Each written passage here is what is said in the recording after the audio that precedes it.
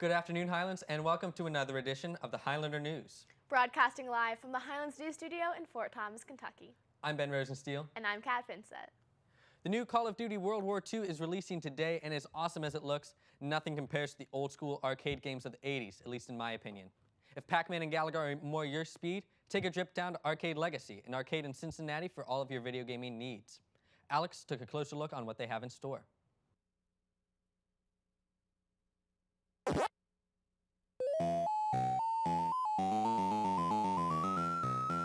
Tucked away in an abandoned mall far north of Fort Thomas, there sits a testament to video games old and new. It's part old-style arcade, part modern gaming lounge, and part merchandise store. And pretty soon, it'll be coming to Newport. This is Arcade Legacy. Original concept was just the arcade. We didn't have the store up front. It was all you can play arcade for $10. We didn't even have like an hourly pass or anything. It was just, you come in, you pay $10, you play all you want. Arcades, pinball machines, and we sold, just drinks and stuff like that. It is definitely the same business model. We're still gonna have like fight night for Smash players, and we'll have the store, the buy, sell, and trade.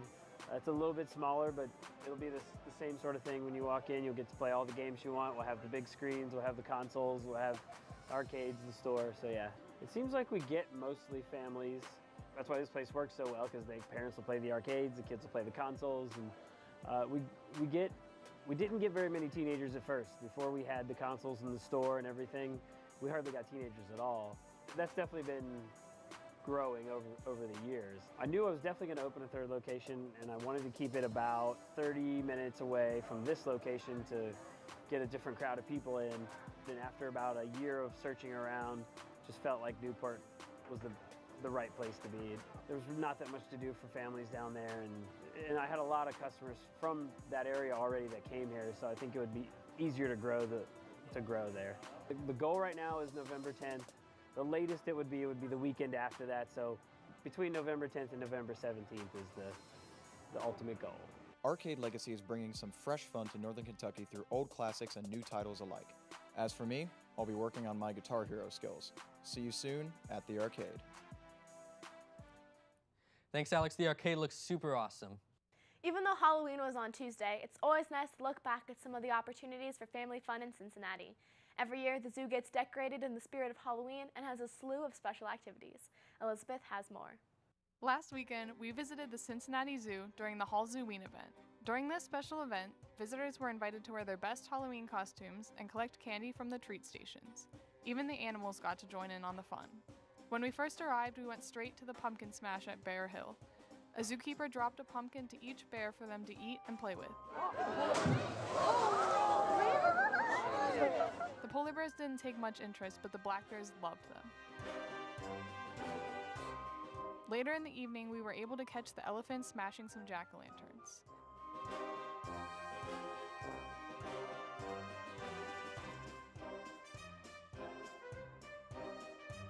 Even the attractions were all decked out. The train ride transformed into the Hogwarts Express, and the carousel became the Scarousel. But one of the other main attractions was, of course, Fiona. There was not a time where Hippo Cove was vacant. When we first arrived, Fiona was sleeping soundly next to her mother, Bibi. After we saw her, we couldn't help but indulge in the Fiona tourist attractions. Later in the day, Fiona and Bibi finally woke up and spent some time in the water, and the crowd went wild. Among the festivities, there was an underlying cause. The zoo staff is working to inform people about sustainable candy. Many candies that people hand out on Halloween contain palm oil. In order to meet the demands for this oil, palm oil plantations must be created. In the process, these farmers are destroying rainforests in Indonesia, displacing many endangered Bornean and Sumatran orangutans.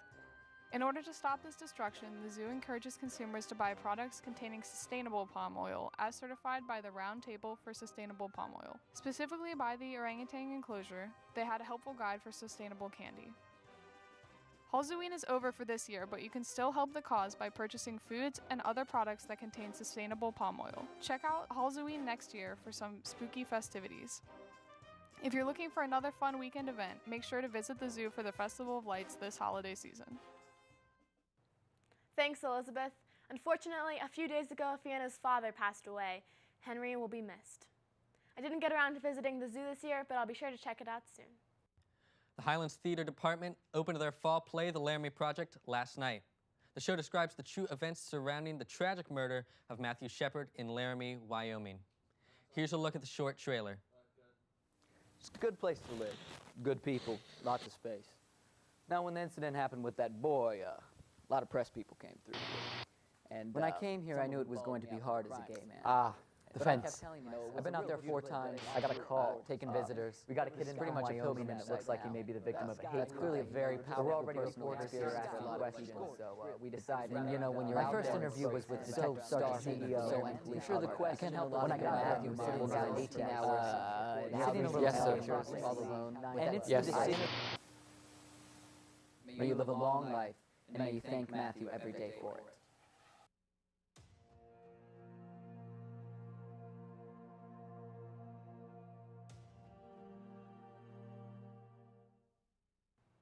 The show is very moving, so if you missed opening night, don't fret, you still have 3 more chances this weekend. The weather's getting nice and cold, so that means that fall sports are winding down. What can you tell us, Jack? Thanks, Kat. Fall sports are beginning to wrap up. The boys soccer team season ended last week. They lost to the Ryle Raiders in the regional finals, finishing the year with an overall record of 15-8. Great job, boys, on an excellent season. As for the girls volleyball team, their season ended last week with a loss to the Notre Dame Academy in the regional semifinals. They ended their season with an overall record of 25-11 and were the 36th district champions. First time since 2012. Congrats, girls, on an excellent season. The football team is currently 5-5 with a win last week against the Boone County Rebels. We have our first playoff game at home tonight against the Oldham County Colonels. The theme is Ugly Sweater Christmas. Come and support the Bluebirds. Also, after the game, you can go to the convenient mart and show them that you went to the game by using your Superfan app. You can get $1 off any size icy. The boys and girls cross country teams are competing in the state tournament this Saturday in Lexington. The girls have won 6 straight regional titles in a row and are hoping to win the state title this year after winning runner-up last year at state. As for the boys, they were runners-up in region this year and are hoping to improve on their 5th place state finish last year. The girls raced at 11:30 and the boys raced at 12:15. Good luck to both guys and girls at state and bring home some hardware.